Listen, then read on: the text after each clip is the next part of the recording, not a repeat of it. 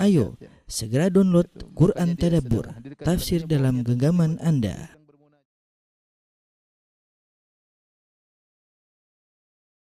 Bismillahirrahmanirrahim. Assalamualaikum warahmatullahi wabarakatuh.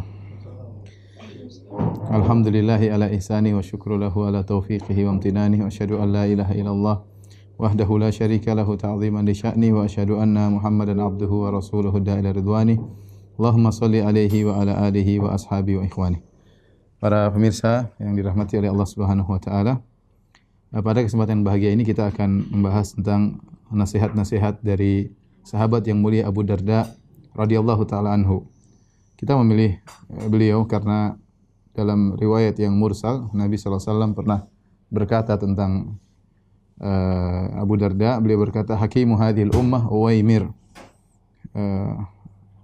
Yang hakim dari umat ini adalah hakimnya umat ini. Hakim maksudnya orang yang bijak, yang memiliki hikmah tatkala berbicara, tatkala bertutur kata, adalah Uwaimir. Uwaimir adalah Abu Darda radhiyallahu taala anhu. Kemudian juga banyak sahabat mengatakan aqalu an-nas Abu Darda, orang yang paling cerdas, yang paling berakal adalah Abu Darda radhiyallahu taala anhu. Oleh karenanya kita perlu menelaah tentang nasihat-nasihat beliau. Ya, tentunya nasihat beliau sangat indah dan sangat perlu untuk kita pahami dan kita terapkan dalam kehidupan kita sehari-hari. Adapun Abu Darda radhiyallahu anhu, ya, maka nama beliau adalah Uwaimir bin Zaid bin Qais al-Ansari al-Khazraji, ya. Ada khilaf di kalangan para ulama tentang namanya, apakah namanya Amir atau Uwaimir. Ada yang mengatakan namanya Amir, namun Nabi memanggilnya dengan tasghir Uwaimir. Ada yang mengatakan tidak, nama aslinya memang Uwaimir, bapaknya yang Amir, Uwaimir bin Amir. Ada yang mengatakan Uwaimir bin Malik, ada yang mengatakan Uwaimir bin Tha'labah. Intinya nama beliau Uwaimir, ya. Adapun nama bapaknya diperselisihkan oleh para ulama, namun semua ulama sepakat bahwasanya dari kaum Ansar dan dari suku Al-Khazraj. Oleh karenanya namanya Uwaimir Al-Khazraji, Abu Darda radhiyallahu taala anhu. Keistimewaan beliau, ya, beliau adalah hakim hadhil ummah, ya, hakimnya umat ini atau orang yang bijak dari umat ini, ya. Kemudian juga sebagaimana perkataan Az-Zahabi rahimahullah dalam tarjamah beliau, bisa dilihat dalam kitab Syiar A'lam Nubala ketika beliau menjelaskan tentang biografi Abu Darda. Beliau berkata, qadhi Dimashq. Beliau adalah Abu Darda adalah qadhinya Damaskus. Beliau adalah qadhi yang pertama yang dikirim oleh Umar bin Khattab radhiyallahu anhu untuk menjadi qadhi di Damaskus. Kemudian hakim hadhil ummah, ya, orang bijaknya umat ini. Kalau bahasa kita, orang bijaknya umat ini. Wa sayyidul qurra bi Dimashq, dan dia adalah pimpinan para qurra atau muqri Dimashq, yaitu ahli Qur'annya Damaskus, ya. Abu Darda di antara kalau kita bicara para sahabat, mereka lebih dahulu masuk Islam, pertama kali masuk Islam, orang kesekian masuk Islam, berhijrah 2 kali, hijrah ke Habasyah, hijrah ke kota Madinah. Abu Darda adalah orang yang termasuk paling terakhir masuk Islam. Paling terakhir masuk Islam di kalangan para sahabat. Ya, Allah alam, namanya hidayah baru datang belakangan. Beliau masuk Islam terlambat, yaitu setelah perang Badar. Setelah perang Badar selesai, baru kemudian beliau masuk Islam. Dan beliau bersahabat atau memiliki saudara seibu, sahabat terkenal Abdullah bin Rawaha radhiyallahu taala anhu. Sehingga antara Uwaimir atau Abu Darda dengan Abdullah bin Rawaha ada hubungan, ya. Tiba saatnya, ya,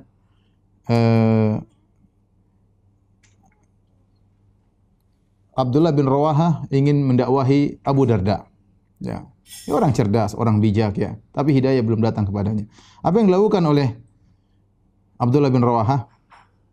Ya, suatu hari Abdullah bin Rawaha, ya, Abu Darda dia seorang pedagang dan dia punya patung yang dia perhatikan, dia pakaikan kain, kemudian dia pakaikan parfum dan yang lainnya, ya. Dia ibadahi sebelum pergi ke pasar, berdoa dulu kepada patung tersebut, kemudian dia pergi bekerja.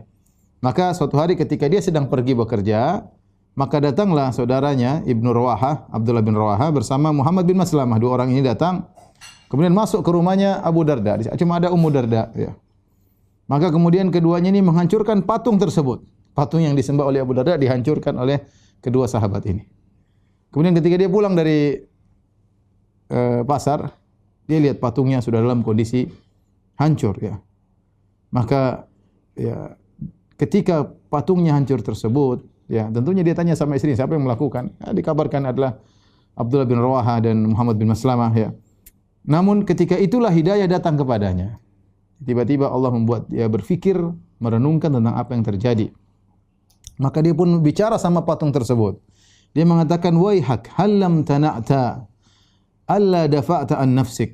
Dia lihat patungnya tercerai-berai, hancur-hancur, ya, jadi potongan-potongan kecil. Dia langsung berfikir, ini tidak pantas untuk diibadahi. Maka dia berkata kepada patungnya, "Tidakkah kau membela dirimu? Tidakkah kau melawan mereka?" Ya. Sejak itu maka kemudian dia berfikir, ini kayaknya tidak pantas jadi Tuhan. Maka dia berkata kepada istrinya, kepada Ummu Darda, "A'idli ma'an fil muktasal." Siapkan air bagiku di kamar mandi. Kemudian dia pun mandi. Ya, kemudian dia memakai bajunya, kemudian dia pergi kepada Nabi sallallahu alaihi wasallam. Ketika datang kepada Nabi sallallahu alaihi wasallam, maka Ibnu Rawaha, Abdullah bin Rawaha datang lihat Abu Darda datang, dia berkata, "Ya Rasulullah, hadza Abu Darda wa ma arahu illa jaa fi talabina." Ya Rasulullah, ini Abu Darda datang, ini pasti nyari kami nih, karena bikin masalah. Saya dengan Muhammad bin Maslamah hancurin patungnya. Ini datang untuk mencari kami. Kata Rasulullah SAW, "Inna ma ja'a li yuslim." Dia datang untuk masuk Islam. "Inna Rabbi wa'adani bi Abi Darda an yuslim." Sungguhnya Rabbku telah berjanji kepadaku bahwasanya Abu Darda akan masuk Islam. Maka dia pun masuk Islam terlambat. Semua sahabat sudah belajar Quran, semua sahabat sudah masuk Islam lebih dahulu, sudah ikut perang Badar. Ya, apalagi kaum Muhajirin yang sudah masuk Islam. Dia termasuk min akhiril ansar Islaman, termasuk kaum Ansar yang paling terakhir masuk Islamnya. Dari sinilah kata para ulama, Abu Darda ketika dia terlambat masuk Islam, maka dia kayaknya ingin mengejar keterlambatannya, bayar hutang lah istilahnya. Maka dia pun fokus untuk beribadah, fokus belajar Quran dengan sebisa-bisanya ya. Ya. Saking hebatnya dia, saking dia semangat sehingga dia belajar dengan fokus sebaik-baiknya. Bahkan di antara sebagian sahabat yang berhasil hafal Quran seluruhnya dari mulut Nabi sallallahu alaihi wasallam adalah Abu Darda. An Anas radhiyallahu anhu, Anas berkata, "Matan Nabi sallallahu alaihi wasallam wa lam yajma' al-Quran ghairu arba'ah." Ya, ketika Rasulullah SAW meninggal tidak ada yang hafal Quran seluruhnya dari Nabi sallallahu alaihi wasallam ya. Sebagian sahabat baru menghafal sebagian juz, ada yang menghafal mayoritas juz, tapi yang benar-benar langsung begitu Nabi meninggal semua Al-Quran dihafalkan 4 orang, kata Anas bin Malik, yaitu Abu Darda, Muaz bin Jabal, Zaid bin Thabit dan Abu Zaid. Ya, ini 4 orang. Di antara 4 orang spesial tersebut adalah Abu Darda. Ini menunjukkan kesungguhan Abu Darda meskipun dia terlambat masuk Islam, tapi dia serius untuk kemudian belajar Quran dan akhirnya termasuk orang-orang yang mahir dalam Al-Quran.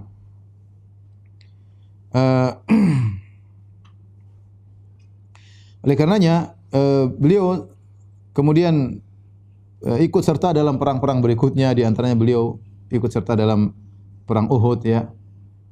Ikut serta dalam perang Uhud ya. Kemudian juga beliau min kutabil wahyi, termasuk sekretaris Nabi yang mencatat Al-Quran. Dan kemudian di zaman Umar bin Khattab radhiyallahu anhu, karena beliau termasuk orang yang mahir dalam Al-Quran, maka Umar mengirim dia ke Damaskus, Dimashq itu Damaskus bahasa kita Suriah, untuk menjadi pengajar Al-Quran. Kemudian menjadi qadhi, di sana. Ya, bahkan disebutkan orang yang pertama kali bikin halaqah tahfidzil Quran adalah Abu Darda. Disebutkan orang yang belajar sama dia banyak, sampai 1000 lebih, 1600 atau 1000 sekian. Maka Abu Darda berpikir bagaimana caranya agar ini orang bisa, dia sendirian gimana menghadapi ribuan orang. Maka ini dia bikin halaqah. Yang pertama bikin halaqah, trik untuk bisa belajar Quran dengan jumlah yang banyak disebut adalah Abu Darda radhiyallahu taala ketika beliau di Damaskus atau di Dimashq atau di Suriah. Inilah Uwaimir bin Amir Al-Ansari radhiyallahu taala anhu. Disebutkan ya, karena saking semangatnya beribadah ya, Abu Darda yang tadinya bekerja sebagai pedagang, dia pun meninggalkan perdagangan. Ya. Sebutkan kata Abu Darda, dia bercintang dirinya, jadi berkata, "Kuntu tajiran qabla an yub'ats an-nabi sallallahu alaihi wasallam." Aku dulu pedagang sebelum Nabi diutus oleh Allah sebagai seorang nabi. Falamma bu'itsa Muhammadun, tatkala Rasulullah sallam diutus menjadi seorang nabi kemudian berdakwah dan akhirnya aku masuk Islam, zawaltu tijara wal ibadah. Maka aku berusaha menggabungkan antara ibadah dengan perdagangan, gabung dua-duanya. Ini dia berusaha ya, tapi dia tahu dia sudah terlambat. Falam istajsami'a, aku tidak bisa ya. mau jadi pedagang sekaligus ahli ibadah, enggak bisa. Ini orang beda-beda. Kata Az-Zahabi ketika mengomentari perkataan Abu Darda, maka Az-Zahabi mengatakan di antara orang-orang ada yang mampu untuk menggabungkan antara perdagangan dengan ibadah, seperti Abu Bakar radhiyallahu anhu. Beliau adalah seorang tajiran abidan aliman, seorang pedagang tajir, seorang ahli ibadah abid, kemudian alim, seorang alim. Demikian juga Abdurrahman bin Auf bisa menggabungkan antara perdagangan dengan ibadah. Tetapi tidak semua orang bisa seperti itu. Contohnya Abu Darda. Abu Darda disuruh dia milih. Dia berusaha menggabungkan antara perdagangan dengan ibadah. Tapi karena dia tahu dia terlambat masuk Islam, karena dia ingin mengqadha kekurangan dia, terlambatnya dia, sehingga dia akhirnya fokus. Akhirnya dia milih ibadah dan perdagangan dia tinggalkan. Dia tinggalkan perdagangan. Ya. Makanya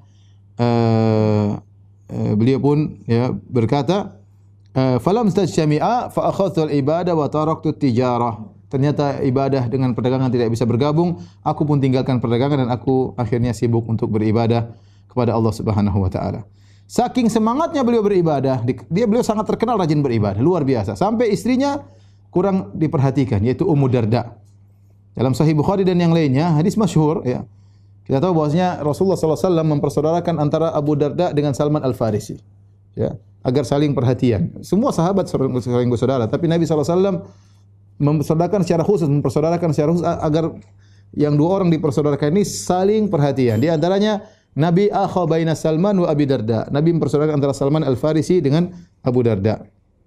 Suatu hari Salman Al-Farisi menziarahi rumah saudaranya ini Abu Darda, ya. Fara Ummu Darda mutabaddzilah. Kemudian Salman melihat Ummu Darda pakaiannya tidak rapi, ya.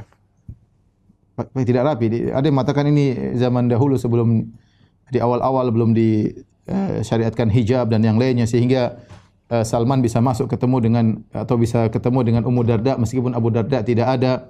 Ya, para ulama berbicara masalah ini. Intinya atau melihat Ummu Darda menyambut di luar pakai baju yang kurang rapi. Ketika Salman melihat Ummu Darda pakai pakaian tidak rapi, semrawut, mutabaddzilah maksudnya semrawut, maka dia heran, "Masya'nuki, ada apa dengan engkau wahai Ummu Darda?" Seakan-akan Salman melihat seorang wanita pakai baju tidak rapi, ini perkara yang tidak benar. Harusnya kalau nunggu suami pakaiannya rapi, ya. Seakan-akan para sahabat ngerti bahwasanya mereka berhias pakai pakaian rapi adalah untuk menunggu suami. Tidak seperti kebiasaan wanita-wanita zaman sekarang yang mereka hanya berhias kalau keluar rumah untuk bertemu dengan lelaki lain. Adapun kalau untuk suaminya mereka tidak berhias, pakai pakaian seadanya, ya.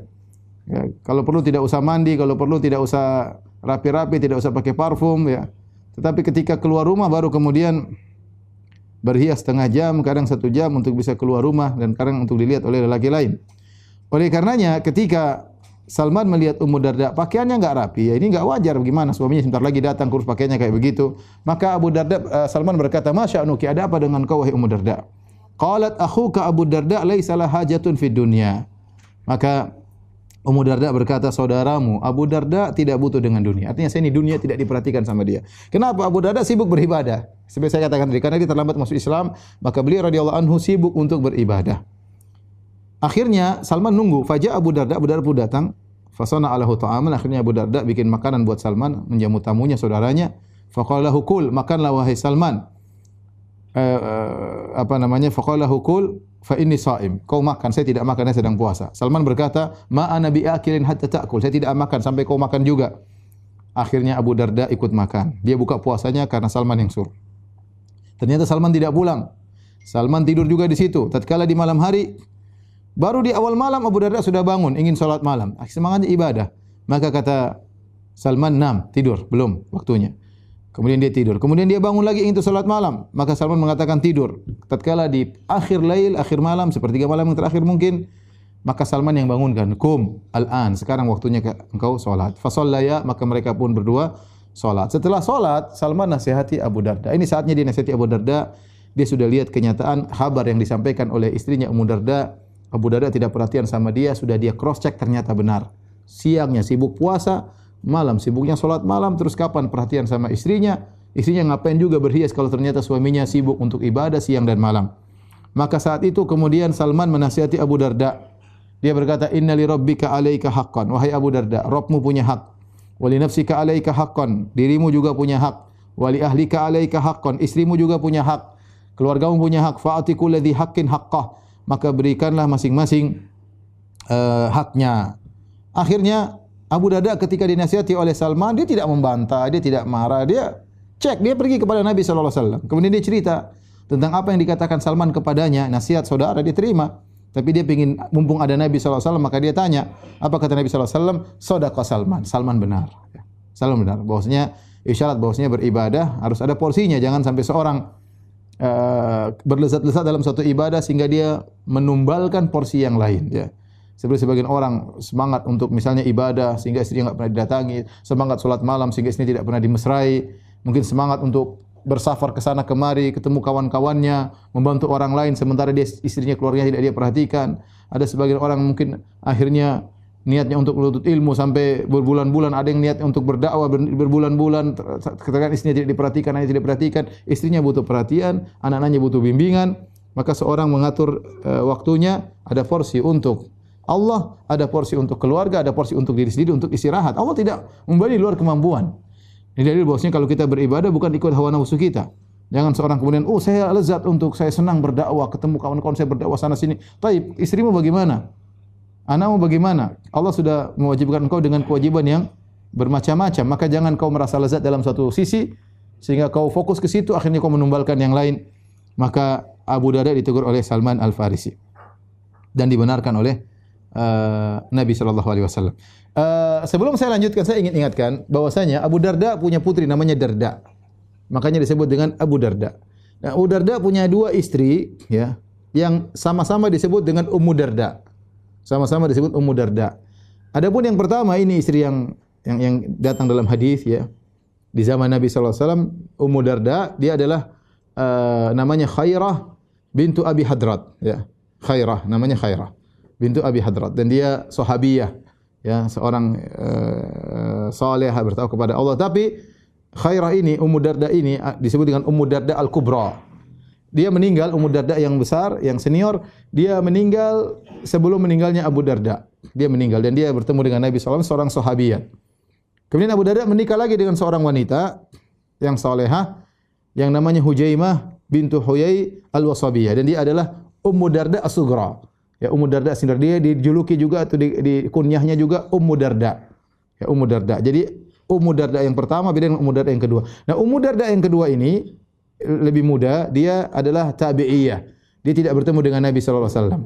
Dia dari kalangan tabi'in. Adapun yang pertama dari kalangan sahabat karena bertemu dengan Nabi sallallahu alaihi wasallam. Adapun Ummu Darda As-Sughra yaitu Hujaimah atau Juhaimah, ada dua pendapat, ya. Hujaimah bintu Huyai Al-Wasabiyah adalah seorang tabi'iyah faqihah alimah, seorang yang faqih, seorang alim, ya, seorang wanita yang salehah yang dididik oleh Abu Darda. Dan dialah ini yang pernah setelah Abu Darda meninggal dunia kemudian dilamar oleh Muawiyah radhiyallahu taala anhu, kemudian dia tolak. Rupanya pelajaran yang diberikan oleh Salman Al-Farisi kepada Abu Darda masuk ke dalam Abu Darda, hati Abu Darda. Setelah itu Abu Darda perhatian terhadap istrinya. Oleh karena sampai dia punya istri yang kedua, Ummu Darda, yang Ummu Darda pertama sudah meninggal, Ummu Darda kedua, maka Ummu Darda ini sangat sayang kepada Abu Darda. Padahal Abu Darda sibuk dengan beribadah, tapi dia tidak melalaikan istrinya. Ya, sampai Ummu Darda begitu sayang kepada Abu Darda, diriwayatkan, ya, Ummu Darda berkata, Allahumma inna Abu Darda khatabani fatazawwajani fid dunya. Allahumma fa ana akhtubuhu ilaika wa as'aluka an tuzawwijanihi fil jannah. Kata Ummu Darda, ya Allah, sungguhnya Abu Darda telah melamarku di dunia dan dia menikahiku di dunia. Maka aku, ya Allah, aku melamar Abu Darda kepada Engkau di surga agar Kau menikahkan dia denganku di surga kelak, ya. Subhanallah. Berarti menunjukkan apa? Dia sangat sayang kepada Abu Darda. Berarti Abu Darda berubah sudah. Tadinya cuek dengan istrinya, sekarang benar-benar perhatian sama istrinya, sampai istrinya begitu sayang kepada Abu Darda, ya. Sampai akhirnya, ya, setelah Abu Darda meninggal dunia, datang Muawiyah bin Abi Sufyan. Orang top, Muawiyah bin Abi Sufyan, khalifah, ya, bukan orang sembarangan, ya. Orang top, orang kaya, orang hebat, ya. Ya. Maka dia pun datang kepada Ummu Darda. Ummu Darda terkenal cantik, kemudian faqihah, alim, hebatlah. Kemudian dilamar oleh Muawiyah bin Abu Sufyan, dan ini luar biasa. Tapi apa? Ummu Darda tidak mau menerima lamaran Muawiyah bin Abi Sufyan. Apa kata Ummu Darda? Sami'tu anna Abu Darda yaqul, aku telah mendengar suamiku Abu Darda berkata, qala Rasulullah sallallahu alaihi wasallam al-mar'atu fi akhiri azwajiha, atau qala li akhiri azwajiha. Aku mendengar Abu Darda pernah berkata, Rasulullah SAW bersabda, seorang wanita akan bersama suaminya yang terakhir di akhirat. Dan aku tidak mau menggantikan Abu Darda dengan engkau wahai Muawiyah. Masya Allah ya. Ini cinta sejati dan ingin tetap bersama suaminya sampai di akhirat kelak. Taib, para pemirsa yang dirahmati oleh Allah Subhanahu wa taala, ya. Abu Darda ya, kemudian setelah wafatnya Nabi sallallahu alaihi wasallam, ya, setelah beliau meliput peperangan-peperangan, kemudian di zaman Umar beliau mengikut perangan juga sehingga terjadi ekspansi kaum muslimin, futuhat Islamiyah, negeri kaum muslimin semakin melebar, semakin luas, dan akhirnya di zaman Umar beliau pun diutus menjadi ustadz atau ulama di Damaskus. Disitulah beliau menjadi qadhi, disitulah beliau menjadi mukri, ya, ahli baca Quran, ya, sampai akhirnya beliau meninggal di zaman Khalifah Utsman bin Affan radhiyallahu taala anhu, meninggal di Damaskus, ya, di Suriah, ya. Jadi meninggal kalau tidak salah 3 tahun sebelum Utsman. Utsman dibunuh tahun 35 Hijriah, ya, ketika dibunuh dengan peristiwa yang sangat tragis, didatangi, dimasuki rumahnya dan beliau baca Quran sambil dibunuh, sambil beliau sedang baca Al-Quran radhiyallahu taala anhu, tahun 35 Hijriah, dan beliau Abu Darda wafat tahun 32 Hijriah, ya, 32 Hijriah. Ini kisah, ya, kisah singkat dari Abu Darda radhiyallahu taala. Sekarang kita akan masuki pada wasiat-wasiat Abu Darda radhiyallahu taala anhu.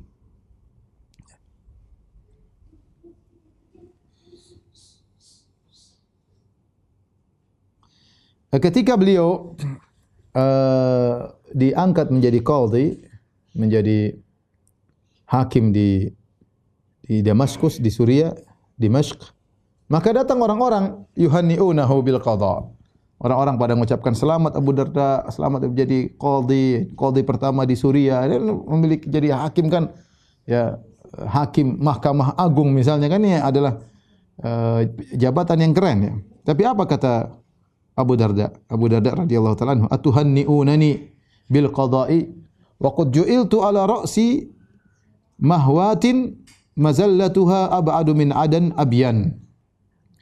Kata Abu Darda, kalian memberi selamat kepadaku, aku menjadi qadhi, sementara kalau aku jadi qadhi maka aku dijadikan di ujung jurang yang sangat dalam, yang kedalamannya lebih jauh daripada negeri Adan di kota Yaman, di negeri Yaman. Lubangnya itu jauhnya dari sini, dari Suriah sampai ke kota Adan di negeri Yaman, ya. Artinya apa? Aku sedang di ujung kebinasaan. Kenapa? Karena menjadi qadhi bukan perkara yang ringan, ya. Kata Nabi sallallahu alaihi wasallam, al-qudat thalatha, qadhin fil jannah wa qadhiyani fil nar. Para hakim ada 3, 1 di surga, 2 di neraka. Enggak sembarang orang jadi hakim, ya. Mengerikan. Oleh karenanya ini pekerjaan berat, namun tidak ada yang pantas ketika itu kecuali Abu Darda.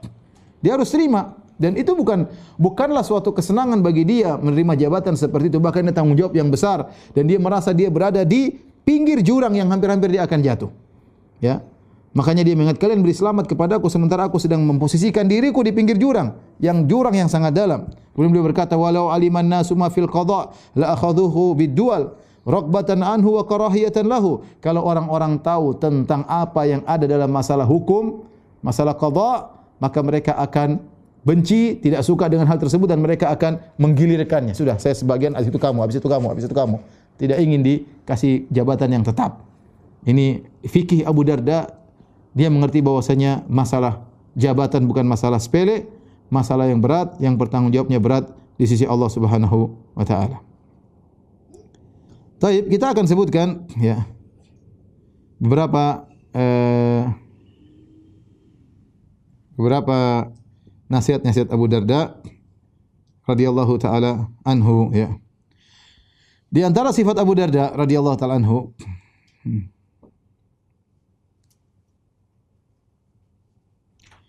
atau di antara keistimewaan Abu Darda radhiyallahu taala anhu, ya. Abu Darda ilmunya sangat luas, ya.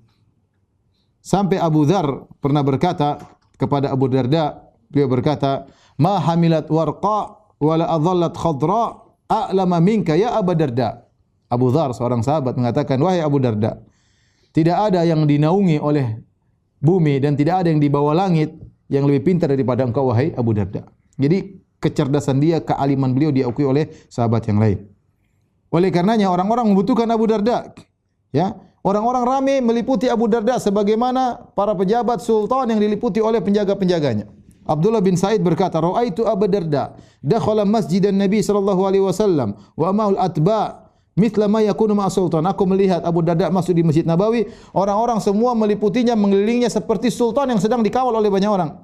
Baina sa'ilin anil fariidhah, ada yang bertanya tentang masalah agama, tentang suatu kewajiban. Wa baina sa'ilin an hisab, ada yang bertanya tentang masalah perhitungan. Wa baina sa'ilin an syair, ada yang bertanya tentang syair. Wa baina sa'ilin hadis, ada yang bertanya tentang hadis. Tanya macam-macam, dia bisa jawab. Ya, Abu Darda radhiyallahu taala anhu, ya. Ini perjuangan, dia bisa punya ilmu begitu luar biasa, ya. Perjuangan sebagaimana disebutkan, saking sampai beliau berjuang sampai perdagangan beliau tinggalkan. Sampai terkadang istri beliau tidak perhatikan, ya. Kemudian ditegur oleh Salman radhiyallahu taala anhu. Kemudian di antara hal yang menjadikan beliau seperti itu adalah beliau mengamalkan apa yang beliau ilmui. Oleh karenanya Ibnu Ishaq berkata, "Kana as-sahabah yaqulun," para sahabat berkata, "Atba'una lil ilmi wal amal Abu Darda." Orang yang paling mengikuti ilmu dan amal, menggabungkan antara ilmu dan amal adalah Abu Darda radhiyallahu taala anhu. Ibnu Umar radhiyallahu anhu pernah berkata, "Hadithuna anil aqilain Mu'adzin wa Abi Darda." Sampaikanlah kepadaku hadis dari dua orang yang berakal, yaitu Mu'adz bin Jabal dan Abu Darda, ya. Dan di antara ibadahnya Abu Darda adalah bertafakkur, wal i'tibar, mengambil pelajaran. Jadi beliau hebat dengan ibadah, beliau hebat dengan puasa, beliau hebat dengan zikir. Bahkan di antaranya beliau bertafakkur. Ummu Darda pernah ditanya, "Ayu ibadatin Abi Darda kanat akthar?" Apa ibadahnya Abu Darda yang paling banyak? Qalat tafakkur wal i'tibar. Abu Darda sering bertafakkur, sering merenungkan tentang agungnya Allah, sering mengambil i'tibar, mengambil ibrah, ya. Berarti beliau juga ibadah, ya.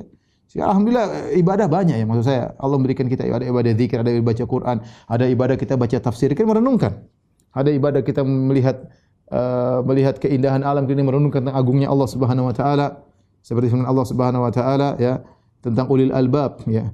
Ya, inna fi khalqis samawati wal ard wa ikhtilafil laili wan nahar la ayatin li ulil albab alladziina yadhkurullaha qiyaman wa qu'udan wa 'ala junubihim wa yatafakkaruna fi khalqis samawati wal ard.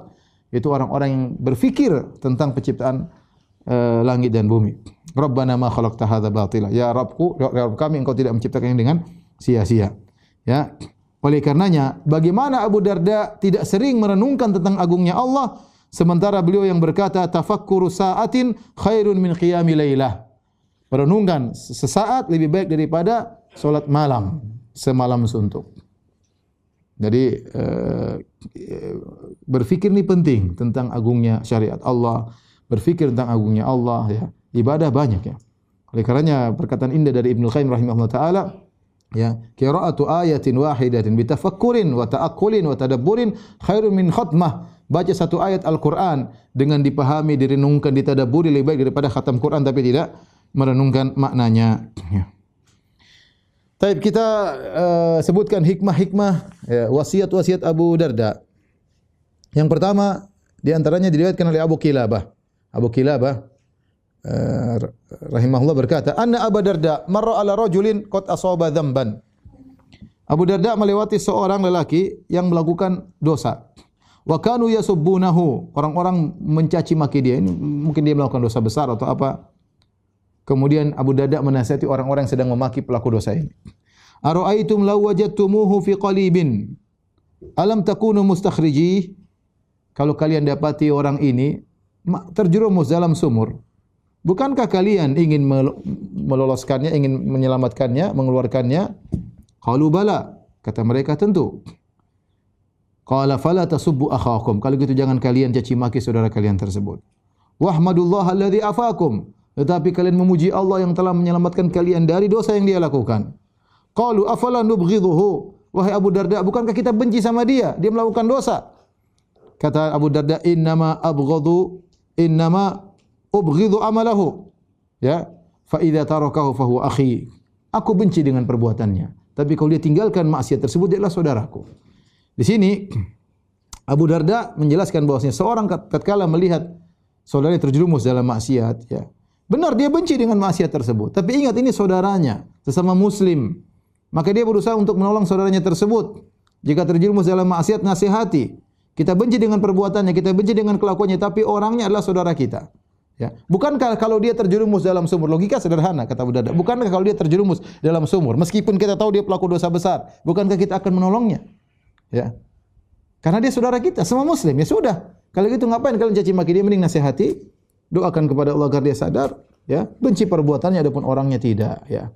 Ini terkadang kita melihat seorang, terkadang kita benci dua-duanya sekaligus. Benci perbuatannya, benci orangnya sekaligus.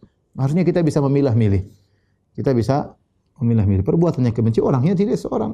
Ya, kita nasihati. Ya. Karena dia sedang terjerumus dalam kebinasaan, maka kita nasihat jangan sampai dia kemudian semakin parah. Ya.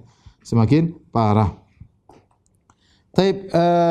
Nasihat berikutnya, Abu Darda pernah berkata, Inilah amurukum bil ma'ruf wa ma'af'aluhu. Walakin la'allallaha ya'juruni fihi. Sungguh aku memerintahkan kalian untuk melakukan perbuatan ma'ruf. Ya, aku ceramain kalian.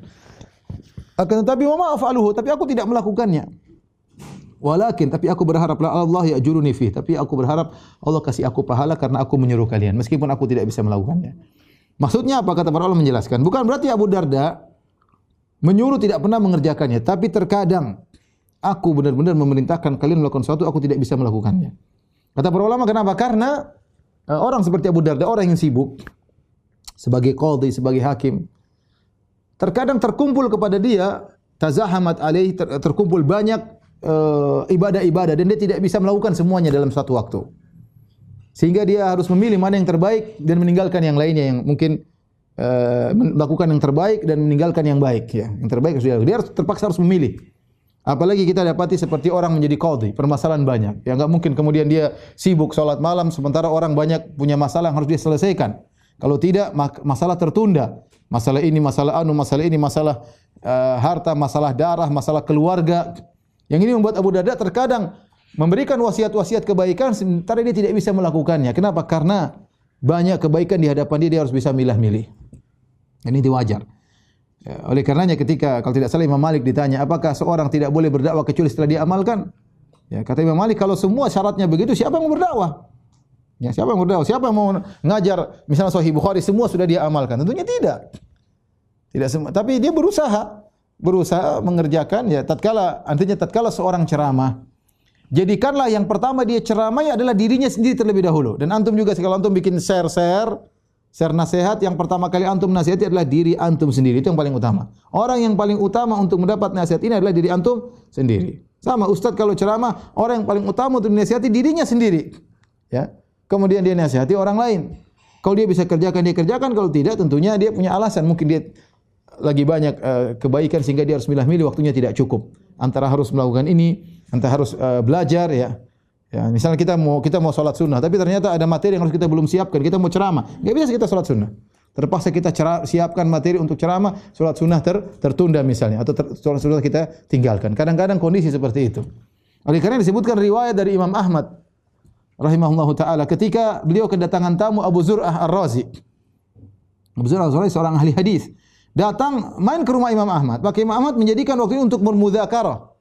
Murajaah dengan Abu Zur'ah masalah hadis, masalah ilmu, sehingga Imam Ahmad tidak salat malam atau meninggalkan sebagian waktu besar untuk salat malam. Ya, kenapa? Karena ini lebih utama mudzakarah ilmu, dan Abu Zur'ah sebentar lagi akan pergi. Kapan lagi bisa ketemu dengan Abu Zur'ah? Maka terpaksa dia meninggalkan sebagian amal ibadah yang bisa dia kerjakan karena ada kemaslahatan lebih besar. Tetapi seorang kalau niatnya tulus menasihati, meskipun dia tidak amalkan karena ada halangan, maka insyaallah juga dapat pahala.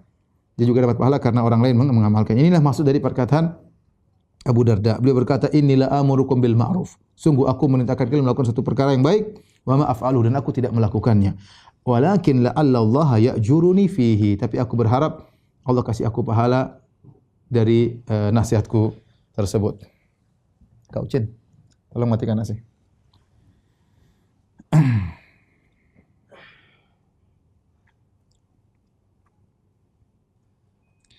Di antara juga nasihat dari Abu Darda. Ya. Abu Darda menulis surat kepada Khalid bin Muslim. Dia berkata, "Salamun alaik, assalamualaikum. Amma ba'du," langsung to the point. "Fa innal abda idza amila bi ma'siyatillahi abghadahu Allah." Sungguhnya seorang hamba jika melakukan maksiat kepada Allah, Allah pun benci kepadanya. Fa idza abghadahu Allah baghadahu ila ibadihi. Kalau Allah sudah benci sama dia, Allah buat orang-orang akan benci kepadanya. Ya. Orang oleh karenanya dulu para salaf mereka saling berwasiat adalah perbaiki hubungan engkau dengan Allah, ya. Maka Allah akan perbaiki hubunganmu dengan masyarakat. Perbaiki hubungan engkau dengan Allah yang penting, ya. Bagaimana hubunganmu dengan Allah itu sangat penting. Setelah itu Allah akan perbaiki hubunganmu dengan masyarakat. Ini nasihat dulu para salaf kalau ketemu mereka saling menasihati. Di antara nasihat mereka seperti itu. Ya, maka seorang jika di dalam kondisi bersendirian, ya dia bermaksiat kepada Allah Subhanahu wa taala, maka bisa jadi Allah benci kepada dia kalau dia tidak beristighfar. Kalau dia bertobat lain cerita. Sering bertobat istighfar. Tapi kalau dia bersenang-senang, dia tidak bertobat kepada Allah Subhanahu wa taala, maka Allah benci kepada orang seperti ini. Kalau sudah benci kepada dia, bisa jadi Allah membuat orang lain benci kepada dia, Allah menyusahkan hubungan dia sama masyarakat, Allah sulitkan urusannya. Oleh karenanya seorang berusaha memperbaiki hubungan dia dengan Allah Subhanahu wa taala agar Allah memperbaiki hubungan dia dengan masyarakat. Taib. Di antara nasihat Abu Darda, beliau pernah berkhutbah dan berkata, "Mali ara ulama'akum yadhhabun." Kenapa aku lihat para ulama kalian mulai berpergian, meninggal dunia? "Wa juhalukum la yata'allamun." Sementara orang jahil, orang bodoh di antara kalian tidak belajar. Ulama pada meninggal, kalian tidak belajar. "Ta'allamu fa innal alim wal muta'allim syarikani fil ajr." Belajarlah kalian. Sungguhnya orang alim dan orang yang belajar sama-sama dapat pahala, ya. Jadi dapat pahala bukan cuma ustadznya doang, bukan cuma alimnya doang, bukan cuma ulamanya doang. Orang yang belajar juga dapat pahala. Entah dia nanti menjadi orang alim atau tidak, tapi dia harus belajar. Berusaha belajar dan harus siapkan generasi-generasi berikutnya untuk menggantikan para ulama yang mereka akan pergi, mereka akan dipanggil oleh Allah Subhanahu wa taala. Harus kita siapkan generasi muda yang bisa, ya, melanjutkan perjalanan para ulama senior, para duat senior, ya. Harus ada yang melanjutkan mereka. Karena mereka tidak mungkin akan hidup seterusnya. Makanya beliau mewasiatkan, ya, ta'allamu, belajarlah. Fa innal alim wal muta'allim, sungguhnya orang alim dan orang yang belajar syarikani fil ajar, dua-duanya mendapatkan pahala. Di antara wasiat Abu Darda radhiyallahu ta'ala anhu, beliau berkata, "Udzkurullaha fi sarra." Kalau kalian lagi senang, lagi gembira, jangan lupa ingat-ingat Allah Subhanahu wa taala, jangan lupa berzikir. Yadhkurka fi dharra, maka Allah akan ingat kalian dalam kondisi sulit, ya. Seperti sabda Nabi sallallahu alaihi wasallam, "Ta'arraf ila Allahi fi ar-rakha ya'rifka fi syiddah." Ya, ingat-ingatlah Allah ketika kau dalam berusaha, kenalilah Allah atau kenalkanlah dirimu kepada Allah dalam kondisi lapang. Ya'rifka fi syiddah, maka Allah akan kenal engkau tatkala kau dalam kondisi sulit. Oleh karena sebagian salaf mengatakan ketika Nabi Yunus alaihi salam dalam perut ikan paus, wa nada fi dzulumat, kemudian berdoa kepada Allah, maka malaikat mengenal suara tersebut. Ini suara Nabi Yunus yang sering kita dengar tatkala dalam kondisi lapang, dia menyebut-nyebut Allah, dia berdoa kepada Allah. Ketika dalam kondisi sulit, Allah pun dengar suaranya. Allah pun mengabulkan permohonannya. Maka kata Abu Darda, "Udzkurullaha fis sarra." Dan ingatlah Allah dalam kondisi lapang. Kalau dalam kondisi sulit, banyak orang ingat Allah Subhanahu wa taala. Dalam kondisi lapang, lagi naik jabatan, lagi diberi rezeki yang banyak, lagi senang-senang, ingat, ya. Di tengah kita berjalan-jalan, jangan lupa zikir pagi petang misalnya. Di tengah-tengah kita berpesiar, jangan lupa kita baca Al-Qur'an. Di tengah-tengah kita sedang berpergian, jangan lupa salat malam misalnya. Ini namanya kita ingat Allah dalam kondisi senang. Ya, dalam kondisi senang kita ingat Allah, maka dalam kondisi sulit Allah akan ingat. Kemudian kata Abu Darda, "Wa idza dzakartal mauta faj'al nafsaka ka ahadihim." Kalau kau sebut-sebut tentang orang mati, orang sudah meninggal, ingatlah, jadikanlah kau seakan-akan salah seorang dari mereka. Ya. Wa idza asyrafat nafsuka ala syai'in minad dunya. Kalau jiwamu lagi tertarik dengan urusan dunia, lagi lihat ini keindahan dunia, fanzur ila ma yasir, maka lihatlah bagaimana kesudahannya dunia tersebut. Ya, intinya akan sirna. Seorang akan meninggal dunia, maka jangan terpedaya dengan dunia. Taib. Di antara nasihat Abu Darda yang cukup menakjubkan, dia berkata begini. Artinya agar orang qanaah. Kata beliau, ahlul amwal ya'kulun wa na'kul. Orang-orang kaya raya, mereka makan, kita juga makan. Ya mungkin menunya beda, tapi sama-sama makan. Sama-sama makan. Ahlul amwal ya'kulun wa na'kul. Orang-orang kaya makan, kita juga makan. Wa yashrabun wa nashrab. Mereka juga minum, kita juga minum. Wa yalbasun wa nalbas. Mereka juga pakai pakaian, kita juga pakai pakaian. Wa yarkabun, mereka naik tunggangan, naik kendaraan. Wa narkab, kita juga. Mungkin beda, ini mobil mungkin 10 miliar, kita mobil cuma berapa harganya, tapi sama-sama naik kendaraan. Tetapi walahum fudulu amwalin yanzuruna ilaiha. Mereka punya harta yang lebih banyak dan mereka lihat harta tersebut. Harta tersebut terkadang bisa mereka manfaatkan, terkadang enggak bisa, cuma dilihat saja. Cuma dilihat saja. Terkadang wa nanzur ilaiha ma'ahum, terkadang kita juga ikut lihat, dia punya rumah banyak. Dia enggak tempati, enggak mungkin dia dalam satu malam tinggal di 5 rumah sekaligus. Dia satu rumah sisanya tidak dia tempati. Dia lihat rumahnya indah, kita juga bisa lihat, apalagi ada YouTube, kita lihat banyak keindahan, dimiliki banyak orang. Tetapi hisabuhum alaihim. Bedanya kita ngelihat tidak dihisab, mereka dihisab. Karena mereka yang punya. Karena mereka yang punya barang-barang mewah tersebut. Jadi ini ajaran dari Abu Darda agar kita qanaah ya. Maksudnya apa? Ya dunia memang ada lezatnya ya, tapi ya sudah alhamdulillah. Orang kaya makan, kita juga makan. Orang kaya minum, kita juga minum. Mereka punya mungkin baju ya sampai harganya mungkin puluhan juta, toh tetap aja bau keringat seperti baju kita juga. Mereka mungkin punya kasur harganya 100 juta, kita mungkin berapa ratus ribu. Waktunya tidur juga sama-sama tidur ya. Ini memang ada bedanya, tapi itulah kehidupan dunia ya. Ya seperti itu ya. Mereka punya mobil mungkin mewah ya, tapi kita mungkin naik motor atau mobil ya, tapi sama-sama naik kendaraan. Ya bedanya hisab mereka panjang. Hisabnya mereka panjang, kita hisabnya mungkin sedikit ya. Oleh karenanya ini buat kita qanaah ya. Buat kita qanaah ya. Ya. Orang miskin sakit, orang kaya juga sakit. Emang orang kaya enggak pernah sakit ya. Orang miskin pusing ya. Pusing kenapa? Karena kurang makan. Orang kaya pusing mikirin perusahaannya, mikirin ada pegawai yang belum digaji, apalagi sudah mendekat THR ya, lebaran ya. Pegawainya yang miskin-miskin senang karena sebentar lagi dapat THR. Yang ownernya yang punya perusahaan pusing gimana cari kasih THR sama orang-orang ini. Ya begitulah. InsyaAllah ya. Makanya ini buat kita qanaah ya, sudahlah. Kita Allah berikan, alhamdulillah ini yang terbaik. Kita boleh cari tapi qanaah dengan apa yang Allah berikan. Ya. Bahkan Abu Darda mengatakan agar kita qanaah, nasihat yang luar biasa. Dia berkata, alhamdulillahilladzi ja'alal aghniya'a yatamannawna annahum mislana indal maut.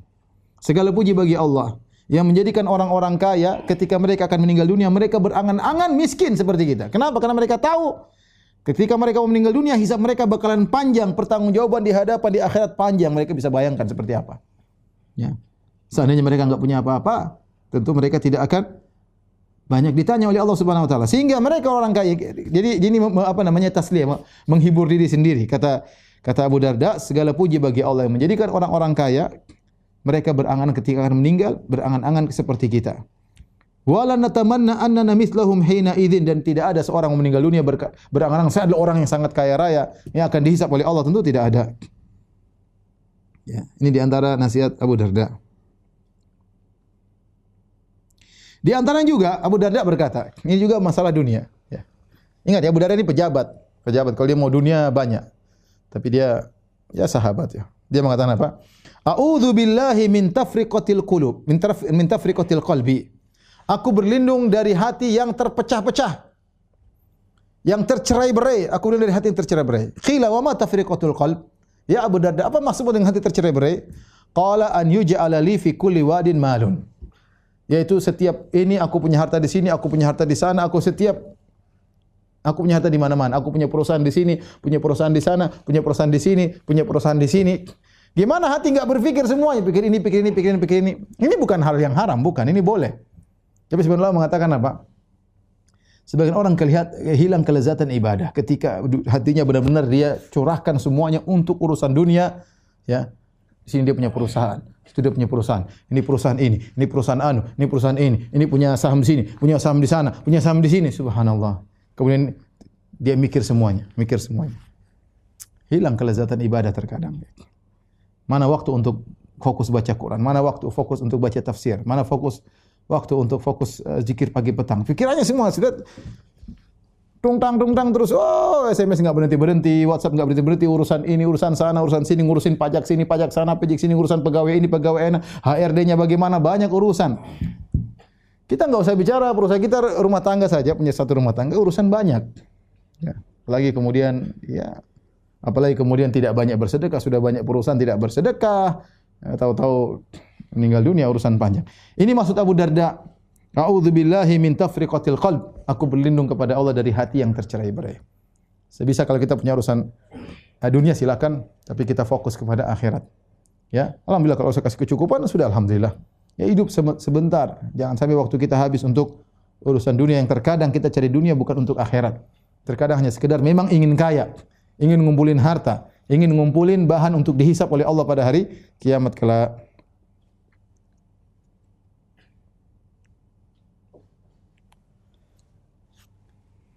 Taib. Di antara kegiatan Abu Darda sering berzikir kepada Allah Subhanahu wa taala. Sering berzikir kepada Allah Subhanahu wa taala. Ya. Disebutkan beliau tidak pernah letih dalam berzikir kepada Allah. Sampai ada yang bertanya, "Kam tusabbih kulla yaum?" Berapa kali kau bertasbih? Ya. Diriwayatkan dia berkata 100.000 kali. Ya. Dalam terlalu banyak dia berzikir ya. Abu Darda ya.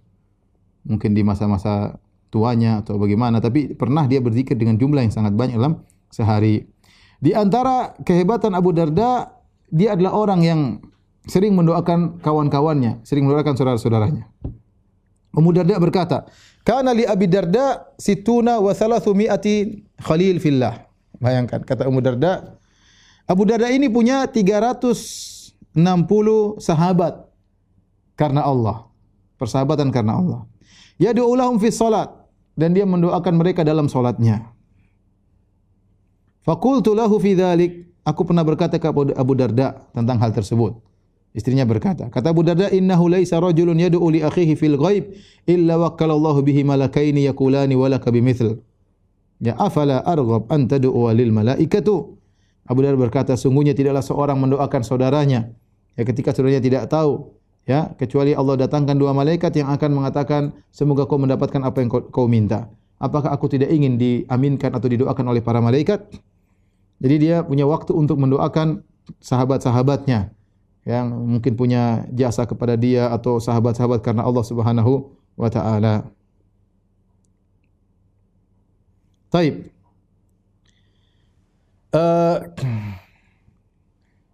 Abu Darda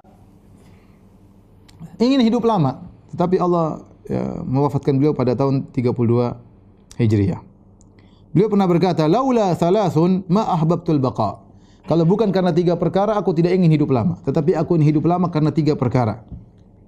Apa yang pertama? Sa'atu dhama'il hawajir. Karena ada waktu siang yang saya lagi haus-hausnya, itu kala sedang puasa. Artinya saya ingin hidup lama agar bisa senantiasa berpuasa kepada Allah Subhanahu wa taala, dan itu saya rindukan. Rasa haus di tengah-tengah siang bolong itu yang buat saya ingin hidup lama. Was-sujud fil lail, dan yang buat saya ingin hidup lama, saya berlezat-lezat untuk bisa sujud di malam hari, salat malam. Kemudian yang ketiga, wa mujalasatu aqwamin yantaquna jayyidal kalami kama yuntaqu atayibus thamar. Ya, dan aku ingin bisa duduk sama kaum, kemudian mereka berbicara tentang hal-hal yang baik, kemudian kita bisa mengambil faedah-faedah dari perkataan-perkataan mereka, diskusi mereka, sebagaimana seorang mengambil buah-buah yang baik dari pohon.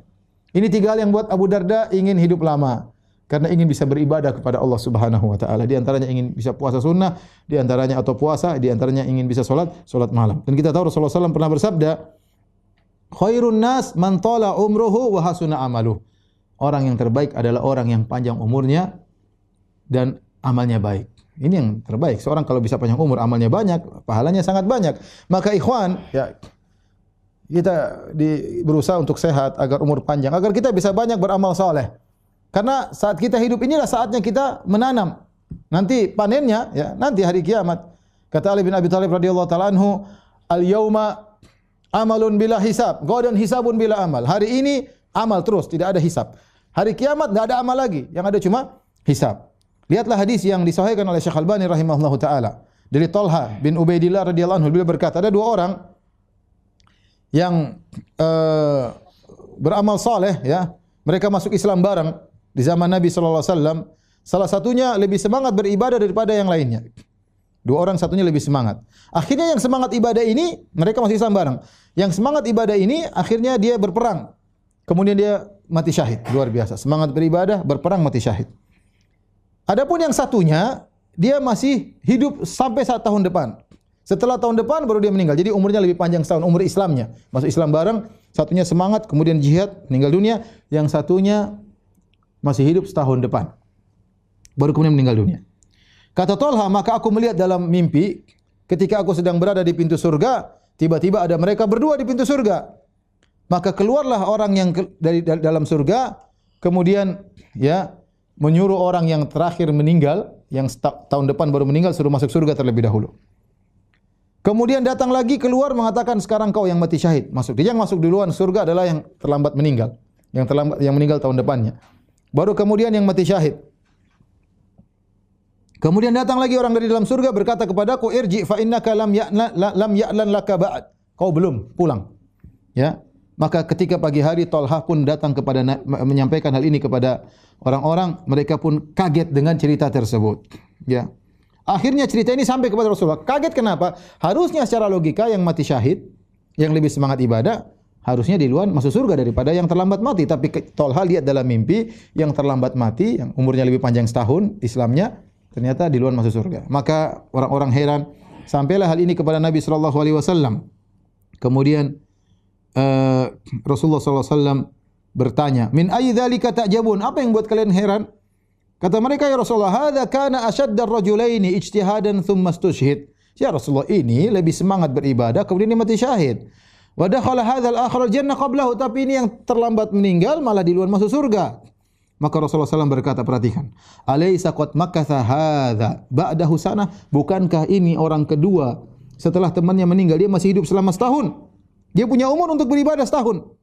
Qalu bala, kata mereka, tentu ya Rasulullah. Wa adraka Ramadan, bukankah dia selama setahun tersebut bertemu dengan bulan Ramadan? Fa shoma wa shalla, bukankah dia puasa? Bukankah dia salat begini salat itu? Bukankah dia min sajdatin, bukankah dia telah melakukan banyak sujud dalam satu tahun? Qalu bala ya Rasulullah.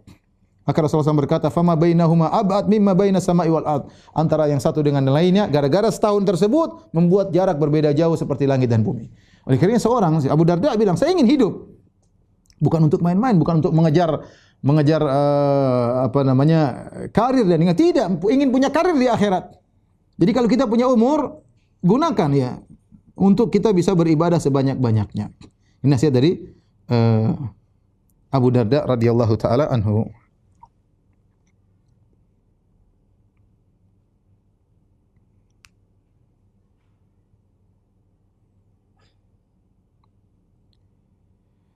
Taib, masih banyak nasihat Abu Darda, tapi saya rasa itu saja yang saya sampaikan. Semoga bermanfaat bagi kita seluruhnya, ya.